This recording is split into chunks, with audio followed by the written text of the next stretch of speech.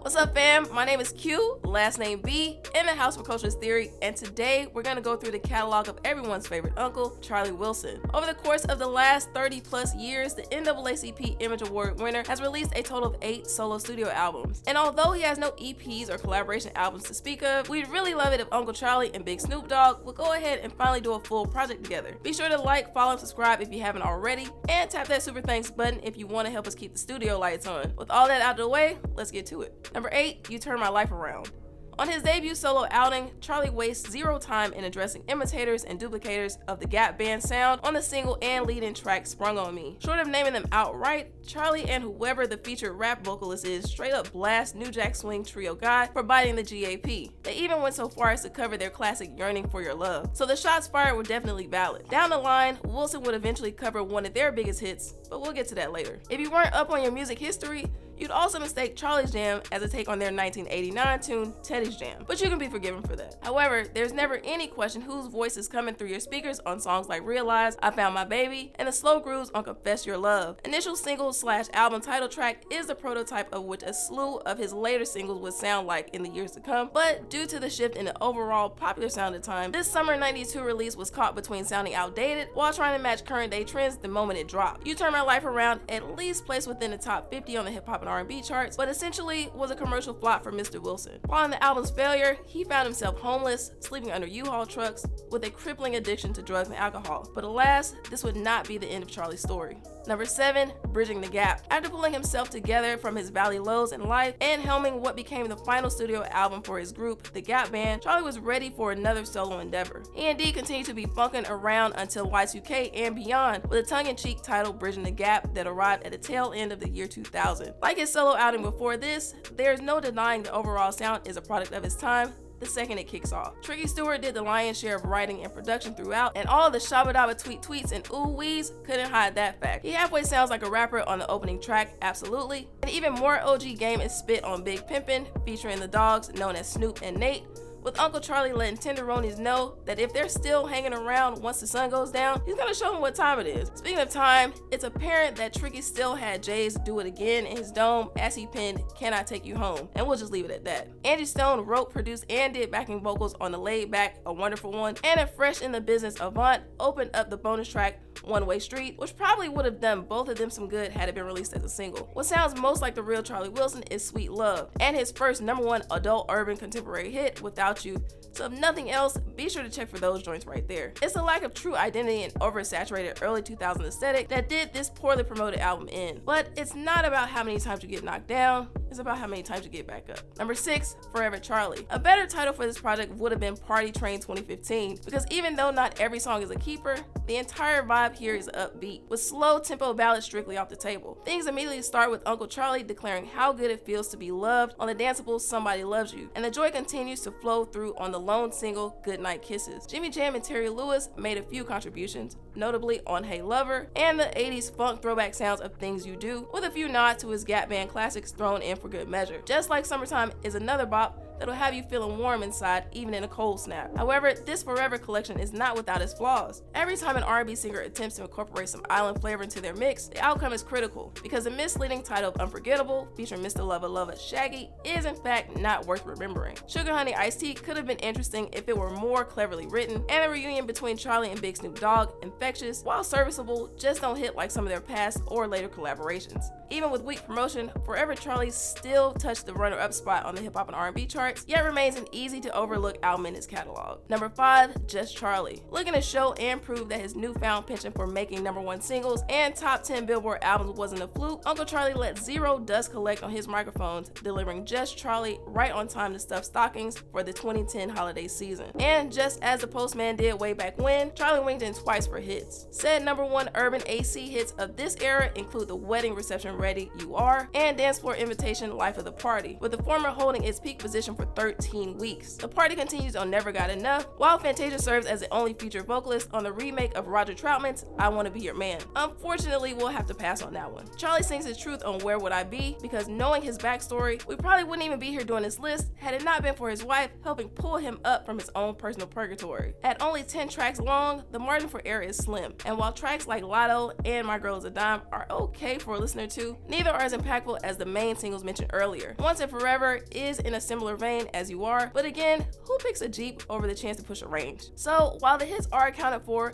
with the album peaking at number 6 on the Billboard 200, the supporting tracks don't pull enough of the weight to hold up the higher standards of previous or later works, leaving just Charlie as a slightly awkward middle child of this group. As you may or may not know, Charlie Wilson formed the 70s funk group The Gap Band with his brothers Robert and Ronnie amongst others. There's a real interesting story behind that name too, so take a moment to dive in that when you can. After their heyday of producing the hits Burn Rubber, Yearning for Your Love, and Outstanding to Scratch the Surface, Wilson had faced numerous trials and tribulations that certainly would have taken a lesser man out of here with the quickness. In addition to emerging from years of being homeless and a cocaine addiction, he's also a survivor of prostate cancer and has joined forces with the Prostate Cancer Foundation, encouraging men around the globe to get tested. He's also written a book titled I Am Charlie. Later in the year, his Forever Charlie album was released, so if you're looking for a good read with a happy ending, check that one out. Number 4, In It to Win It. Dropping exactly 9 years to the day of his 4th solo LP, album number 8 is fittingly titled In It to Win It. Taking care of important business off top, he proclaims that he's gonna shout out to God and have a little church up in here on the chart-topping lead single Blessed featuring T.I. And if you haven't already heard this song yet, then please gift yourself the 240 seconds it'll take for you to hear it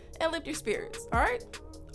Charlie summoned a handful of friends to help out on this most current effort, and since we've already called one of them out, we'll just mention the best of the rest. Layla Hathaway lays her luscious vocals on the heartfelt ballad Made for Love. We get a dab of Blue Eyed Soul on Smile for Me, courtesy of Robin Thicke, and then we're served up with some Latin flavor from Mr. Worldwide, Pitbull on the high energy Good Time. Chills was a second #1 hit from this collection and warrants a few spins, and as promised, Uncle Charlie takes us all to church on the final track, Amazing God, leaving audiences amongst positive energies. With only a few tracks taking this project off balance, we hope that if or when he gives us another full-length album, the scales tips towards the good stuff. Number 3, Love Charlie. Always good for a wintertime album release, Love Charlie served as Wilson's 6th outing on his own to begin 2013. He also provides some immediate inspiration on the kickoff tune, If I Believe, a piano-backed song that, without directly saying it, gives praise to the man upstairs. The majority of the album is a bundle of heat to keep you warm and grooving right into the summertime. Our anniversary will slot perfectly into your bass celebration playlist, as it refreshingly bears no resemblance to the ubiquitous 3T classic, followed by Turn Off the Lights, where he asked to get it more than twice.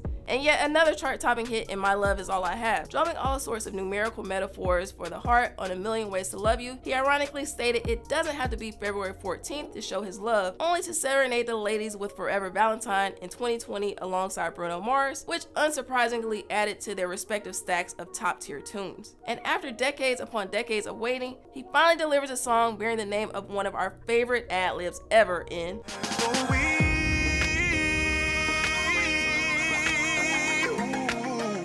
This one's instantly infectious, and maybe, just maybe, we'll get a Shabba Dabba Tweet Tweet as a whole song one of these days. Ending on an equally strong note by way of Whisper featuring Keith Sweat, you really can't go wrong with any of the tracks on Love Charlie. Number 2, Charlie, last name Wilson. Round 3, fight!